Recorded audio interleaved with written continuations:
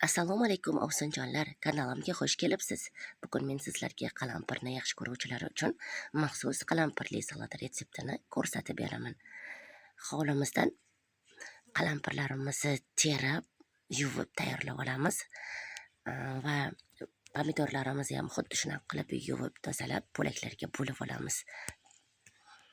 Salat uchun hamma mahsulotlarimiz tayyor. Mana keyingi jarayonga o'tamiz. Keyingi jarayonimiz to'g'ralgan pomidorimizni kattaroq qozonimizga yoki kastrolkamizga solib, ustidan 3 qoshiq tuz solamiz.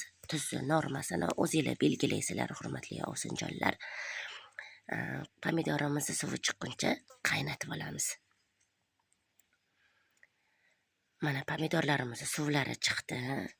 Endi ustidan bolgarskiy, chesnok, murch va lovr bargi solib yaxshilab yana aralashtirib olamiz.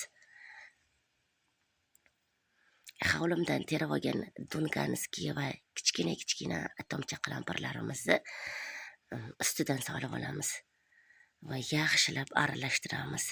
Hurmatli ovsinjonlar, dugonalar, aybga burmaysizlar. Tomog'im og'rigani uchun ovozim biroz daxalroq chiqyapti. 1 soatga xuddi shunaqa qilib olovni pastlatib qaynatib olamiz. Bonkamizni qopqoqlarini idishchamizga solib, ustidan qaynagan suv qo'yib, steril qilib olamiz.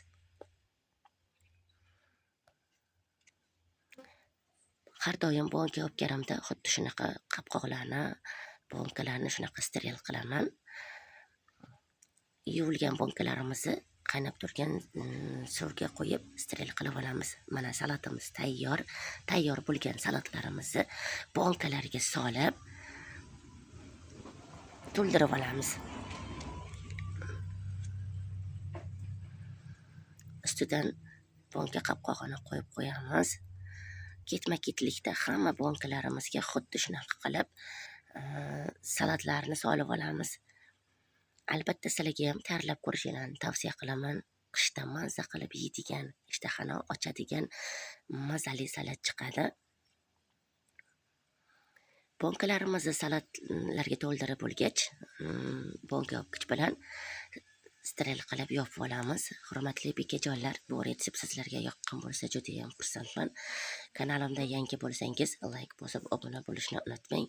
Savollaringiz bo'lsa, bemalol kommentariyada qoldirishingiz mumkin. Men sizlarga javob berishdan juda xursand bo'laman.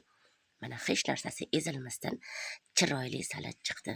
Keyingi videolarda ko'rishguncha